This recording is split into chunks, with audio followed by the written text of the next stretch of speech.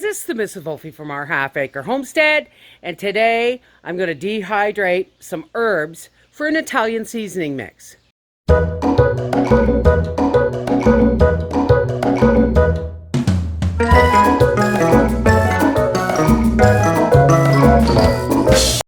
I have given my basil, chives, my parsley, my basil, and my oregano a haircut.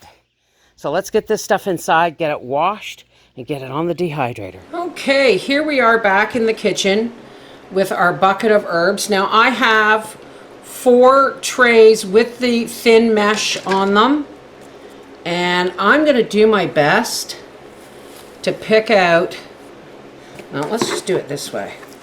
These have all been washed. So let's do our best to divide, because I guess I should have put them in different bowls, but you know what? Look. We'll start with the chives. How about that? Oh my goodness. It smells so good in here. Now, if you're going to there's one that the top got broken off of. If you're going to do these on the dehydrator, you're not dehydrating them. You don't want them dehydrated, you just want them dried. And you don't put them on the dehydrator tray any higher, there we go, any hotter than 95 degrees, because that's the heat of a nice day. You know what I mean? That's hot, but it's not hot enough. Anything hotter, I should be doing this right onto the tray, shouldn't I?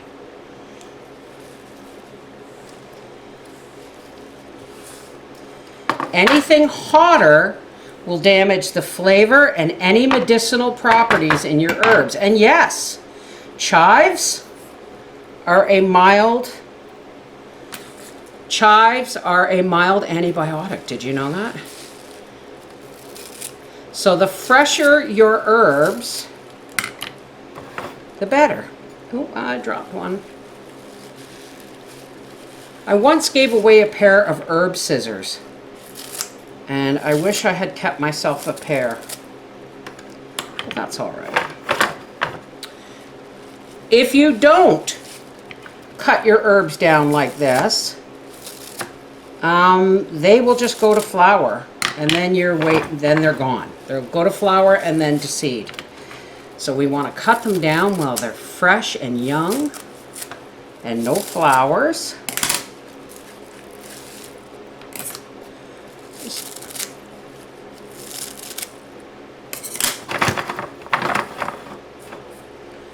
Now some people would say, oh, don't put them all on the tray, all on the same dehydrator, because they'll mix smells and flavors.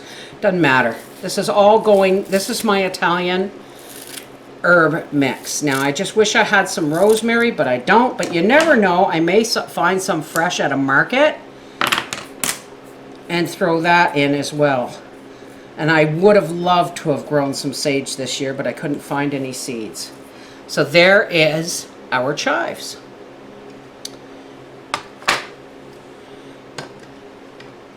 This will be for our basil, which is the next biggest one in the pot. So we'll just grab these. See how I'm trying not to get them all mixed up. That's parsley and that's basil. See, now we're down to parsley and oregano. I'm going to put the parsley in one. I got a little bucket here for the oregano, or for the oregano. Right? So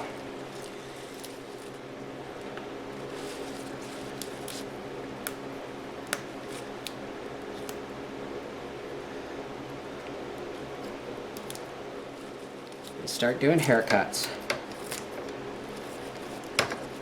Now when these are dry, you can break them all up if you want, but this just helps the, like you can rub these to break them up more, but this just helps for it to dry quicker. I may end up with 2 trays of basil here.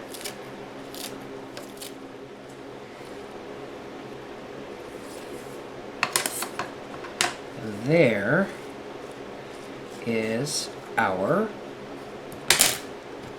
basil. So let's get it all by the stems. Oregano is really, really healthy for you. I forget what it's good for, but look it up. Look up oregano oil, okay? These are the biggest stems. You don't want the woody parts. If you start feeling your scissors biting too deep, that's woody, and you don't want it. That's the stems. Oh my goodness. Smells so good in here. Let me just try something here. I saw this happen once. Let me just see.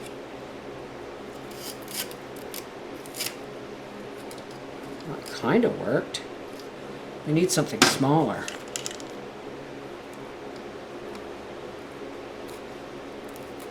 Wow.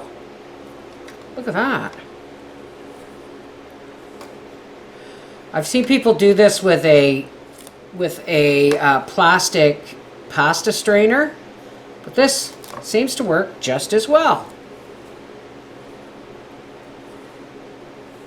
You just put the stem through here and then pull, and it pulls the leaves off and gives you a clean stem. Well, I'll be a monkey's uncle.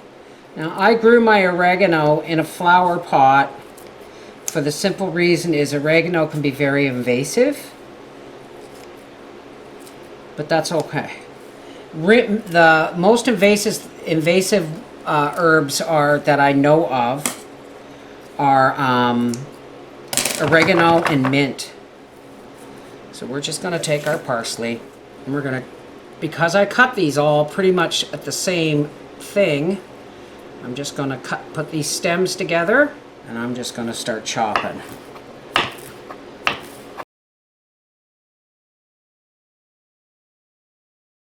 All right. Now I can chop these up. Okay. Parsley on the bottom. Why? Because it's the least amount that we have. Oregano next. Chives. And of course, let's go out to the porch. Okay, I'm going to put an empty tray on the bottom.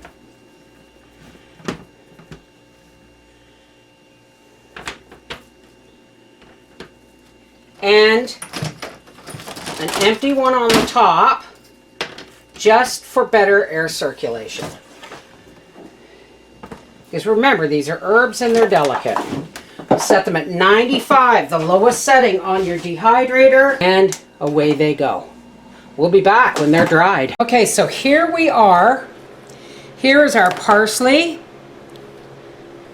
the oregano, the basil, and the chives.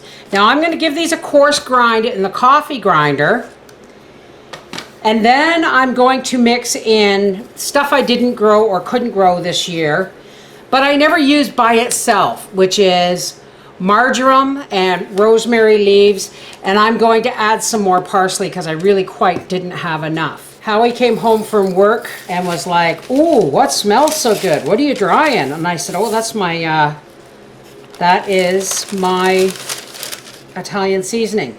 But it is missing a few parts, so. All right. So now here's something else. I got this off of a Parmesan cheese bottle, and I had no idea if I had an odd bottle in my pantry, but I took a risk and I looked, and I found this Prego bottle. Look, I have a lid with 2 sides that I can use for my Italian seasoning. So first, we're going to pop this back out on the parchment, and there's our chives. Not powder, but not whole either. You know what I mean? Prego jar. That goes. I just want to get an idea of how much we have from each. Now here comes our basil. Yeah, all the basil. And in trimming it and cutting it down, it will just produce more instead of going into flour. You know what I mean? Keep it trimmed, it'll keep producing. So there's the chives. Now in goes the basil. I grew my oregano in a large flour, like a 3-gallon flour pot, because like mint, oregano is very invasive. Oh my gosh. And as they grow, I may use them for other things, but whatever I don't use for fresh cooking, I will definitely dry and put into my bottle of my homemade Italian seasoning. Now, it's like I said, it's not completely homemade because I'm going to add parsley to this. Not much, but some store-bought seasonings because I don't, you work with what you have. Okay, so this is how much dried seasoning I got from my garden so far. Oh, my hands smell amazing. So now I'm going to take some rosemary, some whole marjoram, and some more parsley. And I'm just going to give them a coarse grind together. And then I'm going to put that in here. Put our little lid on. Snap it down. Shake it all up. And let's have a smell. Oh, I wish I had smell-o-vision. That is beautiful. This is the Mrs. Wolfie from our half-acre homestead saying, it pays to grow herbs in the garden. How boring winter food would be without them. Take care, God bless.